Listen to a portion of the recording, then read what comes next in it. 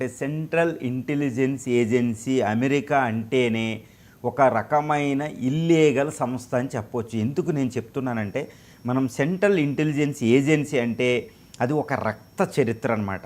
America 1777లో స్వతంత్రం తెచ్చుకుని మొదలైన తర్వాత అది 18వ శతాబ్దం తను పుట్టిన 10 సంవత్సరాల వ్యవధిలో అది ఏం చేసిందంటే అమెరికాని చాలా చిన్నగా ఉండే అమెరికాని ప్రపంచంలో ఒక అతిపెద్ద భూభాగం అంటే మెక్సికో నుండి ఇప్పుడు ప్రస్తుతం మెక్సికో ఉన్న దానికంటే మెక్సికో భూభాగాన్ని అటు కెనడా నుంచి కొంత భూభాగాన్ని ఆక్రమించేసుకుంది. ఇప్పుడు కాలిఫోర్నియా, టెక్సాస్ స్టేట్లన్నింటినీ దాని వెనకాల సిఐఏ కుట్రలు ఉండేవి.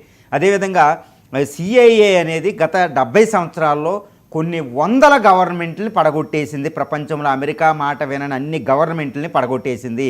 వందలాది కేసులు ఉన్నాయి. ఎంతోమంది డజన్ల కొద్దీ దేశాధినేతలను చంపేసింది సిఐఏ, సెంట్రల్ ఇంటెలిజెన్స్ ఏజెన్సీ. మీరు చెప్పిన గడాఫీ లిబియాలో, సద్దాం హుస్సేన్లో, తర్వాత ఇరాన్లో ఒక పెద్ద కూప్ అని ఒక పెద్ద ఆర్మీ తిరుగుబాటు 1954, 1979 వెనకాల కూపులు రావడం, కలర్ రెవల్యూషను, తర్వాత రష్యా ఎన్నికలు, కెనడా ఎన్నికలు, లాటిన్ అమెరికా దేశాలు అయితే విలవిలలాడిపోతూ ఉంటాయండి పనామా ఈ దేశాల్లో. ఎందుకంటే అక్కడ గవర్నమెంట్లు అన్నీ కూల్చేసిందనమాట సిఐఏ. ఇప్పుడు ప్రస్తుతం బ్రెజిల్లో కూడా ఇన్వాల్వ్ అయి ఉంది. చాలా డేంజరస్ సిఐఏ అనమాట. ఇక భారతదేశానికి సంబంధించి